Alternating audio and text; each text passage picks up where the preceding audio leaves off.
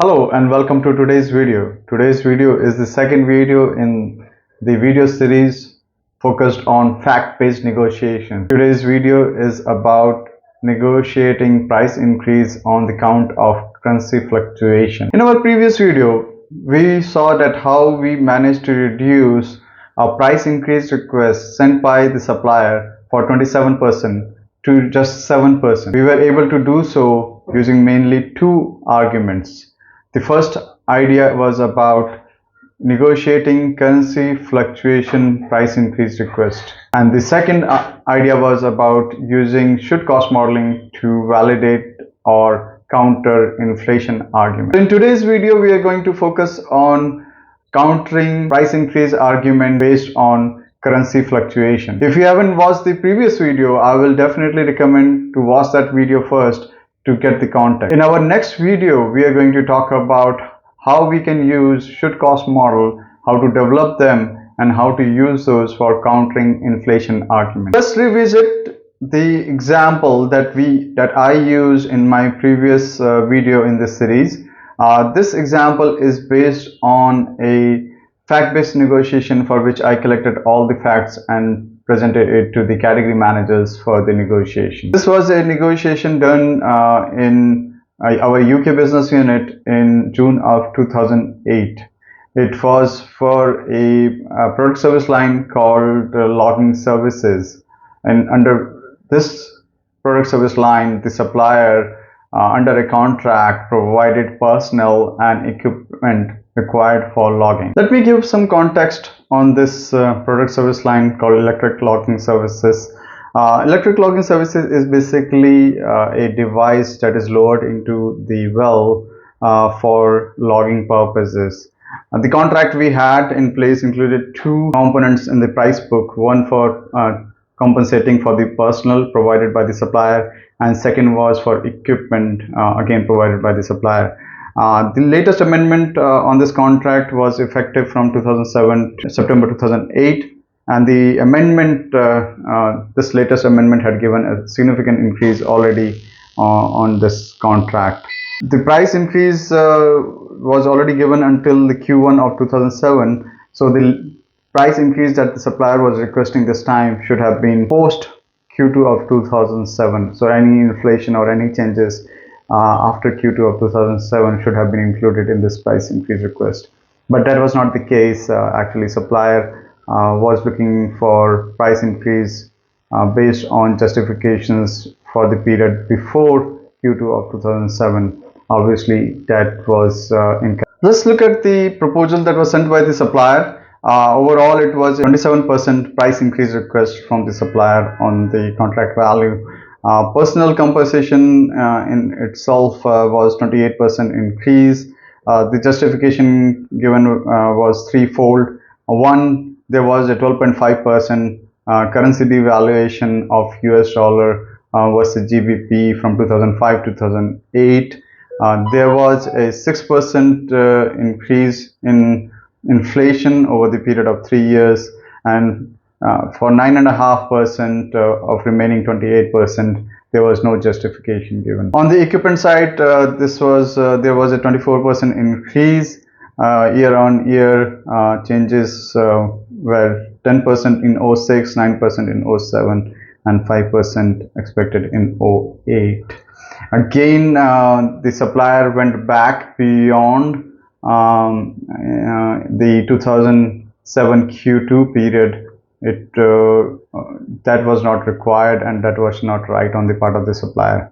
So in this video, we're going to focus on actually personnel compensation, because that is based on mainly currency devaluation, and we're going to see how we can negotiate with the supplier on that count. Let's try to understand the logic given by the supplier for currency fluctuation, how their cost was increasing on count of USD depreciation.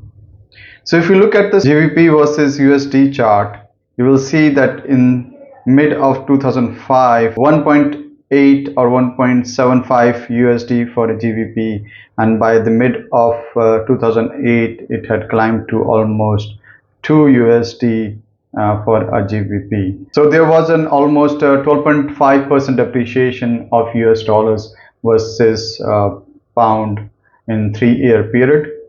The supplier was incurring cost for its personnel in British pound, whereas supplier was getting paid in the contract currency of USD.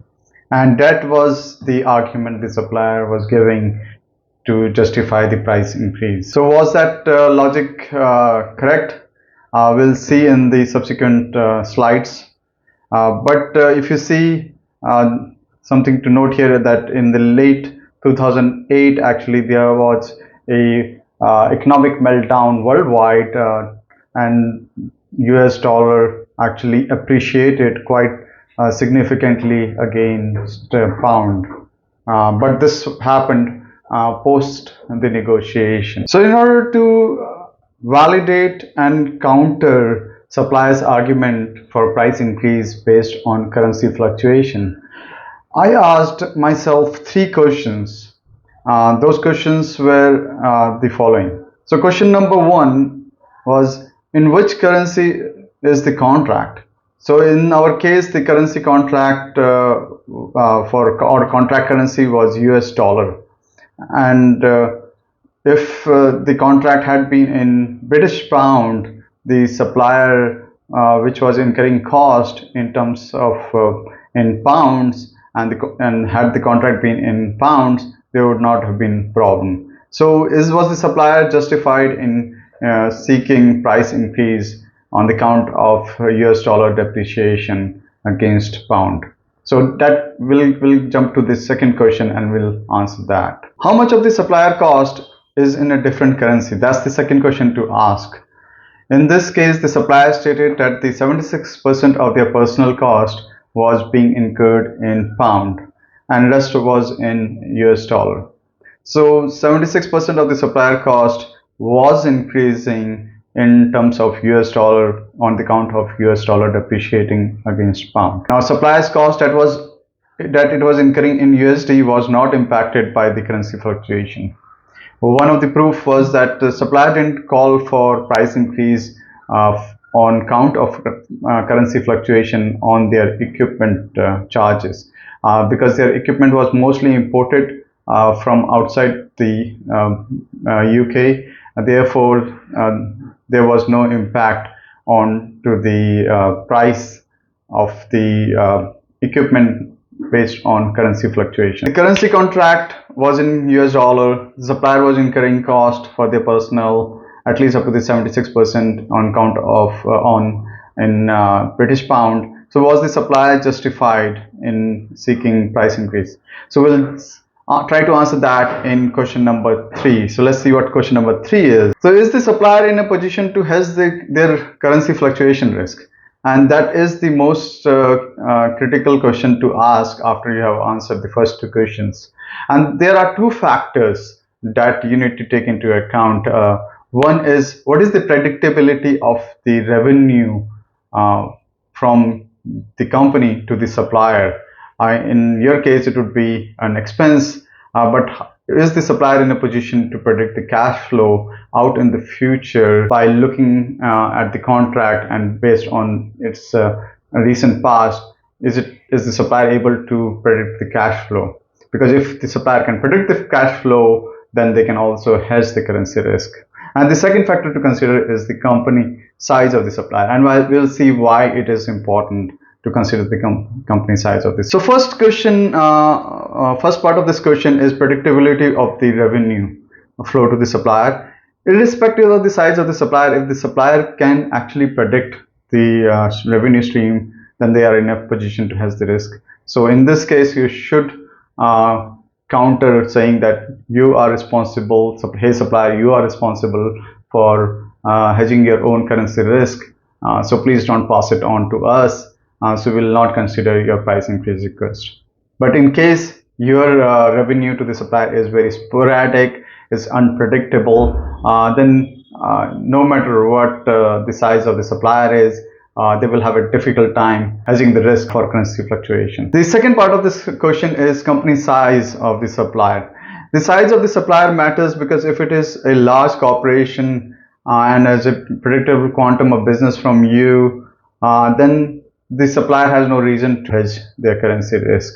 But in case the supplier is small, what then? In many small supplier, right, it is very difficult for them to hedge the risk for two reasons. One is because they might not know how to go about doing it because they are so small. They may not have a full-fledged finance department that can do that. And the other is that they may not have the financial strength in order to take on that kind of hedging that is required.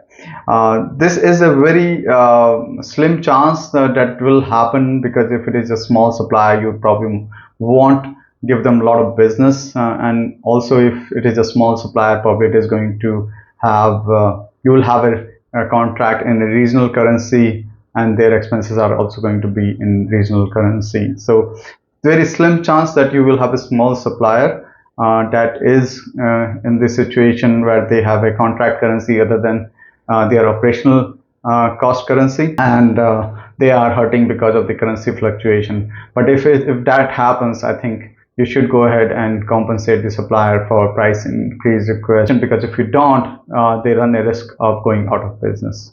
So those are the three questions you need to ask. So what was the case in our example?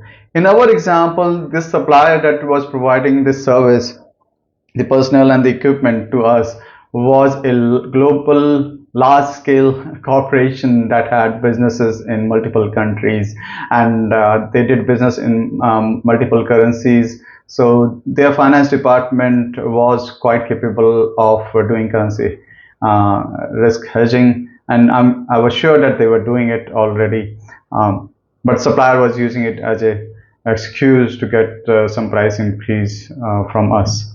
Anyhow, we used that, and we did say that the supplier had also a very quite predictable business from us.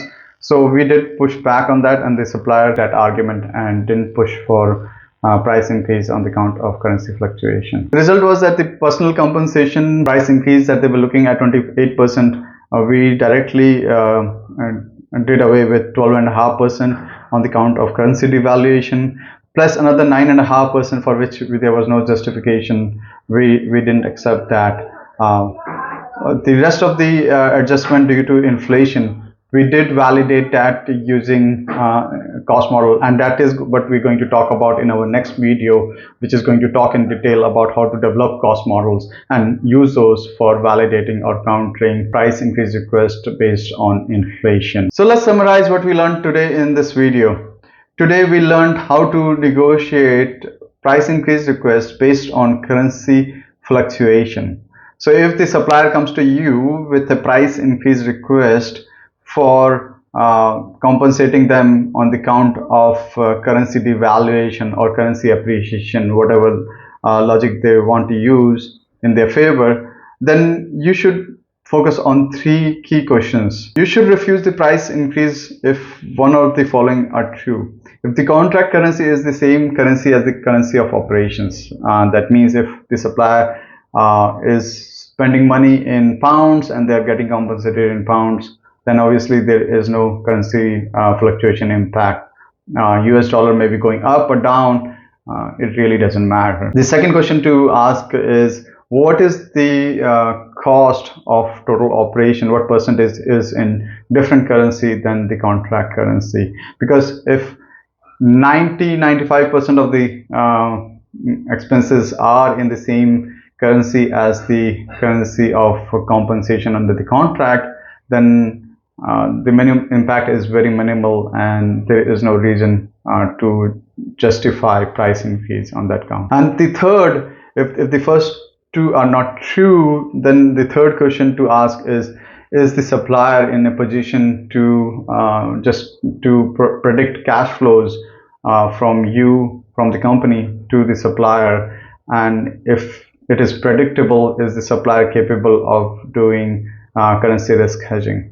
If they are a significant size corporation, not a really small supplier who won't have the capability to hedge risk, then they should be hedging their currency risk and not passing on to you. So that is how you can go about negotiating or refusing a price increase request to a supplier who is asking for price increase on the count of currency fluctuation. So in conclusion, in today's video, we learned how to negotiate with a supplier who is looking for an increase in pricing due to currency devaluation or currency appreciation, whatever the case may be, and how to justify not giving a price increase request, or if there is a case from the supplier, how much just how much price increase to give on the count of currency fluctuation.